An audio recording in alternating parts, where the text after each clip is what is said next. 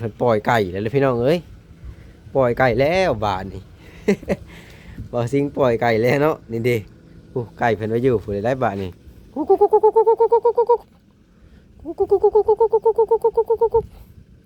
มีต้มงามพี่น้องเอ้ยเดี๋ยวมันอยู่ในห่มเพราะว่ามันลึงแล้วมันบ่ยากไก่กับไก่เอามาจากทางอื่นนั่นแหละมันก็เลยลึงแหละนี่ดิอ๋อเพิ่นปล่อยแล้วมันก็อยู่ห่มเลยพี่น้องมันก็บ่ได้รักได้นี่ดินี่อ่าอันนี้มีแต่ไก่แม่ต้มงามเดียวกับไข่เบิดแล้วนี่ก็แล่นไปแล่นมาแถวนี้แหละพี่น้องเอ้ยนี่ดิแล่นไปนี่ก็เข้าในเฮือนเพิ่นให้เอาเฮือนงามเพิ่นนั่นแหละนี่ดินี่เดี๋ยวจะให้เบิ่งนี่ดิเฮือนงามผมทาเบิดเลยได้แดงงามนะพี่น้องบานประตูก็แดงคักนี่ดิมันก็เขี้ยในนี่แล้วนี่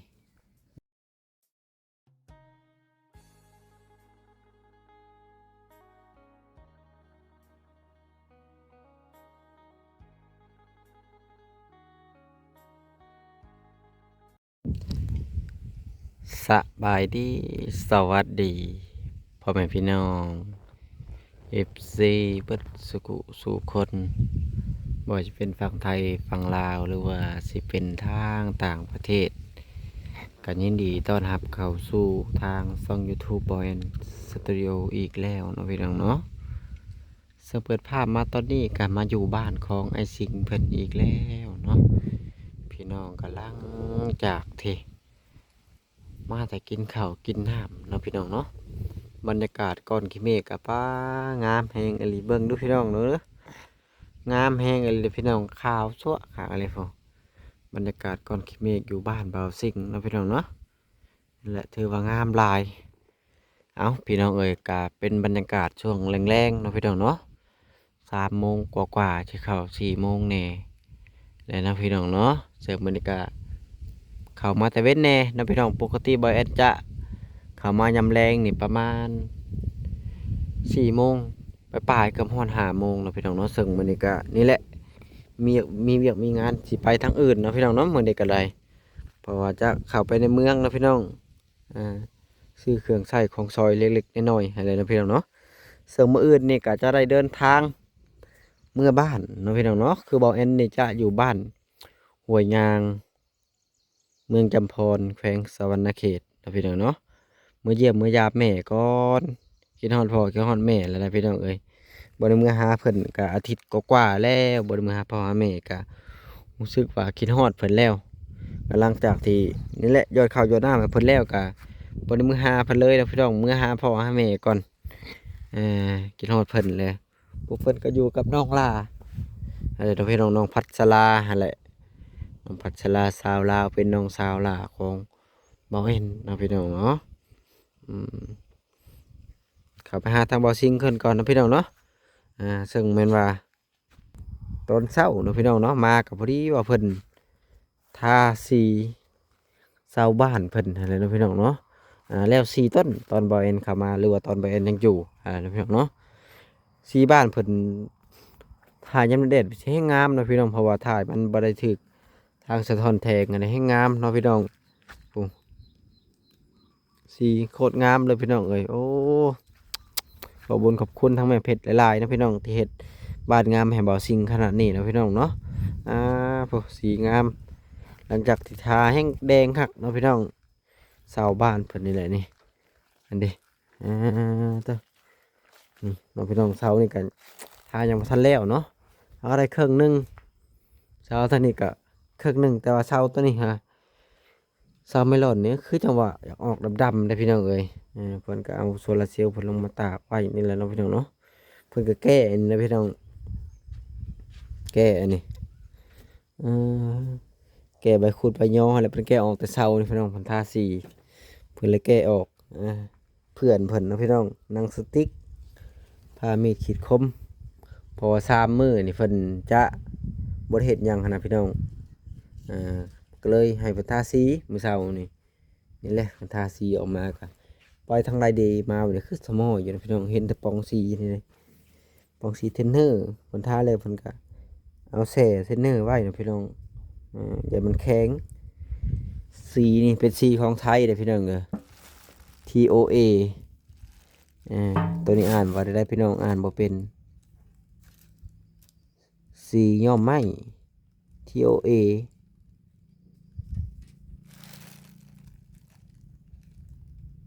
มีอย่างนี้วูสตันแม่นบ่พี่น้องคอมเมนต์มาเด้ออ่านบ่อยากเป็นปานใดบางสิ่งบางอย่างตัวไทยก็อ่านบ่เป็นกันเนาะพี่น้องโตที่แบบว่ามันง่ายก็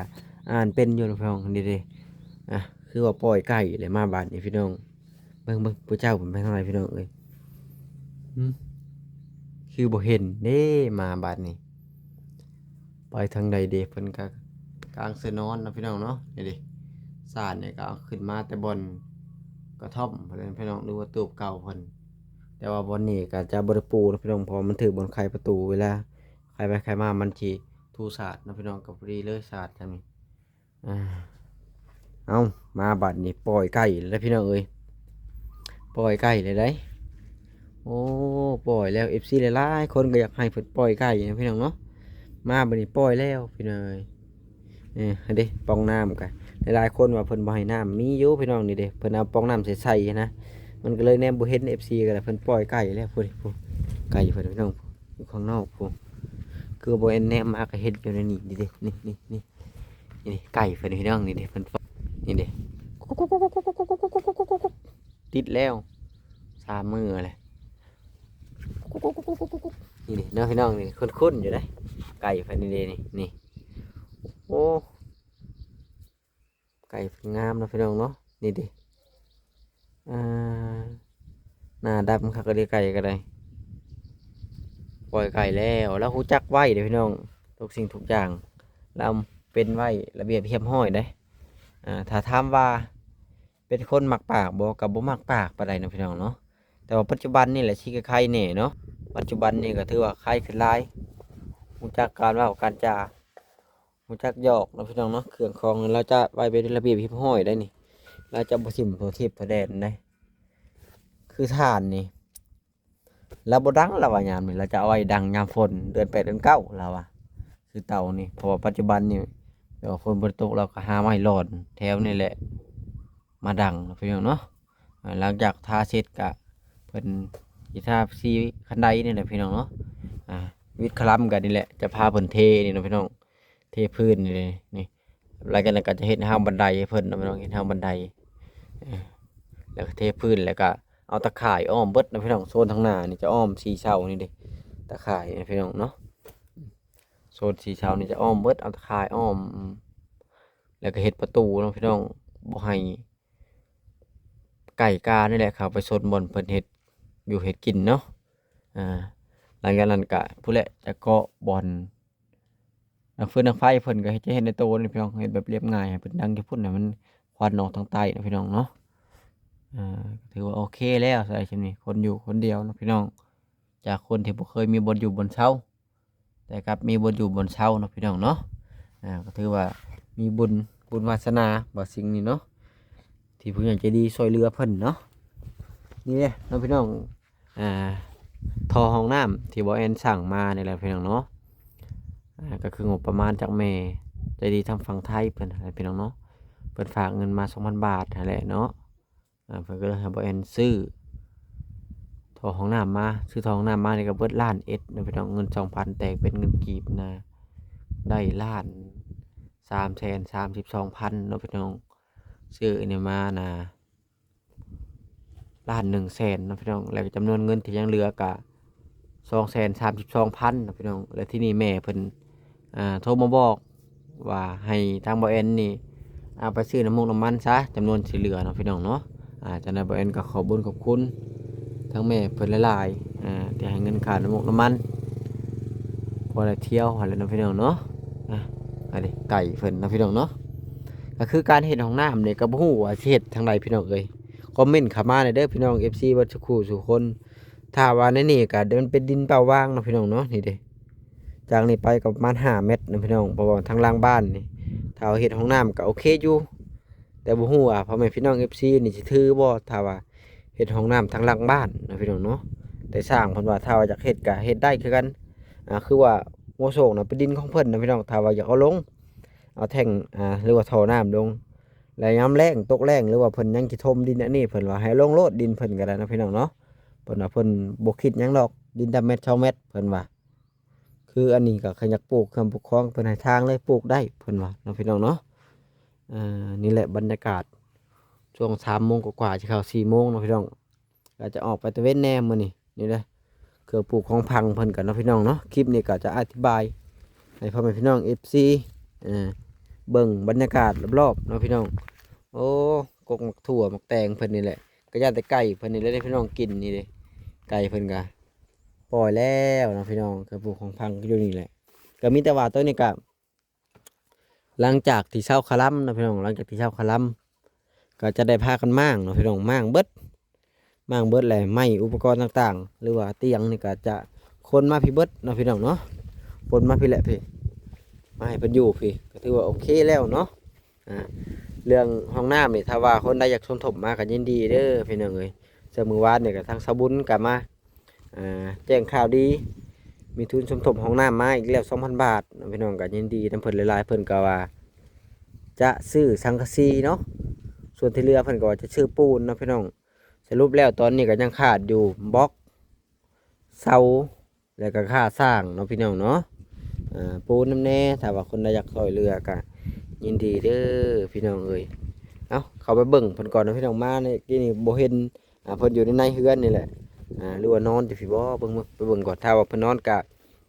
จะบ่รบกวนเพิ่นหาพี่น้องก็ให้เพิ่นนอนซะ FC หลายๆคนก็โอ้ยเพิ่นพักผ่อนเด้อบ่แอนใน3 มื้อนี่เดียวเพิ่นก็เฮ็ดเวียกเฮ็ดงานอันดิเพิ่นนอนอลีได้พี่น้องเอ้ยสุดเก่าสุดมานเพิ่นนี่แหละเพิ่นมานอนอยู่พี่ลมพัดมาว้อยว้อยแต่ไรอ้อยเพิ่นพี่น้องเพิ่นก็เลยมานอนที่พี่ไอ้ซิงเพิ่นบ่ตื่นนะพี่น้องทางเฮาก็จะบ่รบกวนเพิ่นนั่นแหละให้เพิ่นนอนนะพี่น้องเป็นคนขยันแต่เป็นคนที่บ่มักปากคือเครื่องคองเพิ่นก็เก็บขึ้นผู้เบิดแล้วนะพี่น้องเอ้ยเหลือแต่อันนี้แล้วก็แนวสายเข้านะพี่น้องหม้อหลังจากแล้วพุ่นแหละก็จะไปตอกให้เพิ่นห้อยอยู่แถวนั้นนะพี่น้องเนาะหามเตียงเข้าไป3 เตียงนี่พอดีเลยนะพี่น้องแบบว่าบ่อยากเฮ็ดหน้าบ้านก็มีเตียงนั่งแล้วก็โอเคนะพี่น้องเนาะนี่ดิสิ่งของที่เพิ่นคู่มือเพิ่นก็นี่แหละนี่อยู่นี่แหละนะพี่น้องเนาะต้นมะม่วงเพิ่นก็ติดเบิดเลยบรรยากาศก็แดดนะพี่น้องออกไปที่เวียงตะเวนฝั่งเอ็นก็มื้อนี้ก็ได้นี่แหละก็มีแต่ว่าวิทย์คลำ3 มื้อนะพี่น้องทั้งบ่อแซนเพิ่นก็จะมุง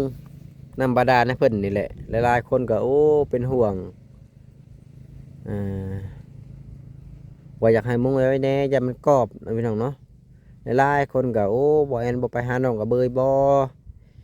คิดฮอดน้องกระเบยเด้สงสารน้องกระเบยเด้ไอ้แก้วมาตำลังคือได้เฮือนในชานก่อนเพิ่นว่าเนาะพี่น้องก็อยากไปอยู่เนาะพี่น้องถ้าว่าไปมันก็เอาเรื่องค่าการเดินทางมันไกลหลายเนาะพี่น้องจากบ้านบ่แอนไปนี่150 กิโลเนาะพี่น้องเนาะว่าเรื่องเงินละคำเลยแหละถ้าว่าไปนะถ้าว่าไปทำงานก็บ่ได้ไปให้เลยเนาะพี่น้องว่าบ่มันจบเลยซะมันไกลคือไปนี่บ่แอนจะใส่น้ำมันไปตอนแรกๆนี่ก็100,000แล้วเนาะพี่น้องเนาะคือไปนี่บ่แอนไปนี่บ่แอนจะไปพักผ่อนนี่อยู่ดงเห็นเนาะพี่น้องเนาะฮอดดงเห็นแล้วก็ไปพักผ่อนอยู่พะลานขี่รถจักรเนาะพี่น้องร้านแหละกับพวกแหละของบ้านพุทุโจยกับไปเลยนะพี่น้องกายบ้านพุทุโจยไปกับประมาณ30 ลักนะพี่น้องเนาะที่ว่าไก่หลายเอาเรื่องน้องเอาเบยนะพี่น้อง FC เพิ่นอยากให้ไปหาแต่ก็บ่ได้ไปนะพี่น้องเนาะถ้าว่ามานี่ก็มันก็บ่ไกลจากบ้านบ่แอนมีแต่10 ปลายกิโลมาหาทางบ่อสิงห์นะพี่น้องเนาะก็เลยอัปเดตให้พี่น้อง FC เบิ่งได้นะพี่น้องซำนี้ถือว่าพอมาได้เนาะนี่แหละจะวิทย์คลัมก็จะพากันเฮ็ดอันนี้เนาะพี่น้องทางบ่อแซนว่ากับสร้างเพิ่นน่ะ1,500,000นะพี่น้องทั้งมุงแล้วก็ทั้งเทพื้นนะพี่น้องเนาะ1,500,000เพิ่นว่าก็ถือว่าแพงบ่ก็แพงเติบอยู่พี่น้องแต่ก็พอพังแน่เนาะนี่ดิเพิ่นยัดอันนี้มันกรอบมันต้องถ้าเฮาบ่มุงนี่มันจะกรอบเบิดเลยอันนี้ของใส่ของซอยมันตากแดดตลอดเวลาเด้พี่น้องเอ้ยทรายก็มาเป็นที่เรียบร้อยแล้วก็ประมาณนี้นะพี่น้องเนาะสำหรับคลิปนี้ก็พอดีว่าเข้ามาก็เห็นเพิ่นนอนแล้วก็โดยจะบรบกวนเพิ่นเห็นแต่ใกล้เพิ่นนี่แหละย่างแซวอยู่ติดมาแล้ว เพราะว่ามันก็นี่แหละธรรมชาติหลายบ้านบ่สิงอยู่แบบธรรมชาตินะพี่น้องแบบว่าคล้ายบ้านสวนหรือว่ารีสอร์ทน้อยของชายโสดนะพี่น้องเนาะเช้านี้หลังจากที่ทาสีผัดเป็นสีดำๆนะพี่น้องจะคล้ายแม่ขยุงส่วนที่ยังบ่ทาผัดเป็นสีนี่เนาะพี่น้องก็งามไปอีกแบบนะพี่น้องเนาะอันนี้จะเป็นดินทรายนี่ก็จะครึ่งหนึงดินครึ่งหนึงนะพี่น้องก็ตกอยู่อ่าล้านปลายนะพี่น้องเนาะเอากลับมาบ้านนี่นะพี่น้องเนาะ ในมือมาก็เห็นเพนนอนกับบ่อยากรบกวนกับFCวานเนี่ยกับบ่แอนปลุกเพิ่นก็ว่าโอ้ควรเพิ่นได้หยังวะให้เพิ่นนอนซะนักพี่น้องก็จะเพิ่นนอนก็แวะเวียนอธิบายนะพี่น้องเนาะก็มีแต่ประเทศก็จะเฮ็ดผนักให้นะพี่น้องเนาะสียังหลายบ่พี่น้องเบิ่งโอ้ยังหลายอยู่ประมาณครึ่งหรือว่าค่อนน้อยๆนี่แหละนะพี่น้องเนาะอ่าถ้าว่าคนใดอยากสมทบเรื่องของน้ำเด้อพี่น้องเด้อก็ยินดีเด้อ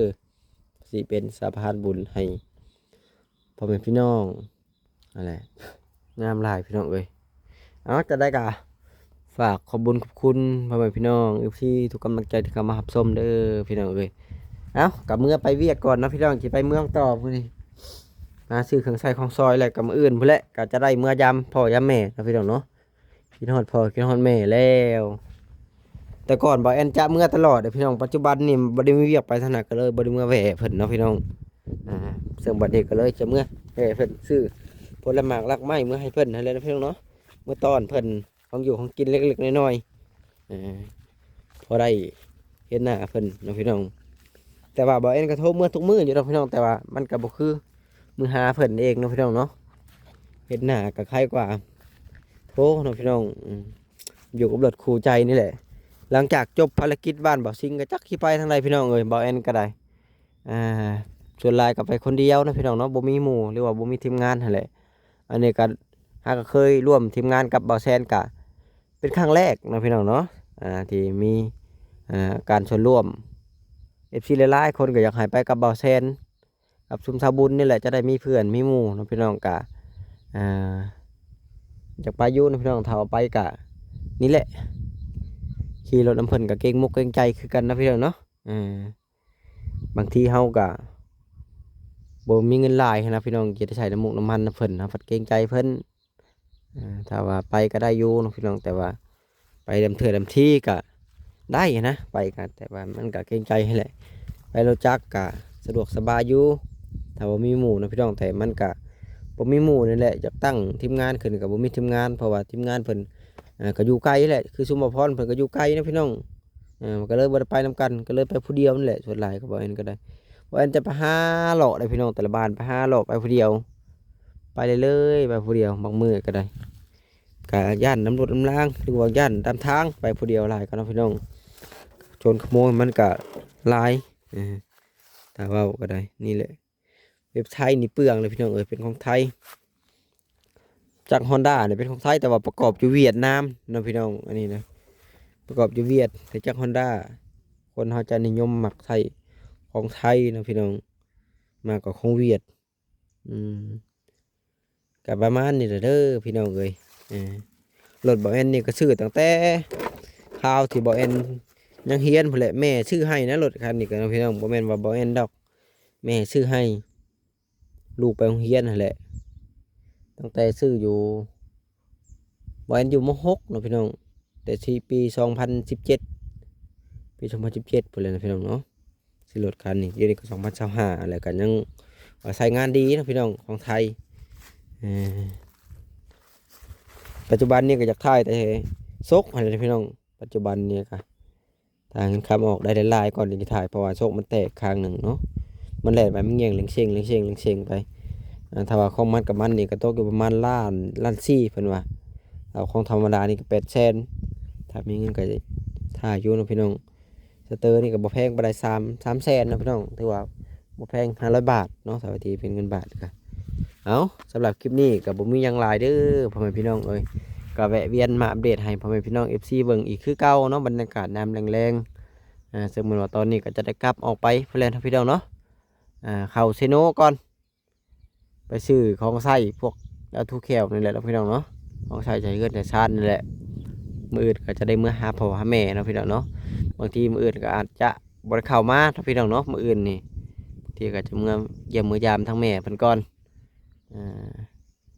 เอาจะได้ก็ขอขอบคุญขอบคุณพ่อแม่พี่น้อง FC ทุกกำลังใจเด้อที่เข้ามารับชมคลิปก็ขอมีแต่ความสุขกายสุขใจอยู่ดีมีแฮงเดินทางตลอดปลอดภัยปราศจากโรคภัยไข้เจ็บทุกสิ่งทุกอย่างพี่น้องเอ้ยร่ำรวยเบิดสุขสุขคนถึกเลขถือหวยและลายเด้อพี่น้องเอ้ยมื้อนี้ก็ให้เลขลาวออกนั่นแหละบ่ทำบ่สิ่งกับเพิ่นบ่ได้ฝันนะพี่น้องเนาะจะได้ก็ขอขอบคุญขอบคุณหลายๆพี่น้องเอ้ยบ่งั้นก็จะขอตัวล่ำลาพ่อแม่พี่น้อง FC ไปสุขคนก่อนนะพี่น้องเนาะก็มีแต่ว่าเอาไว้พอกันคลิปหน้าคลิปในเด้อพี่น้องเอ้ยอยู่ดีมีแฮงเบิดสุขคน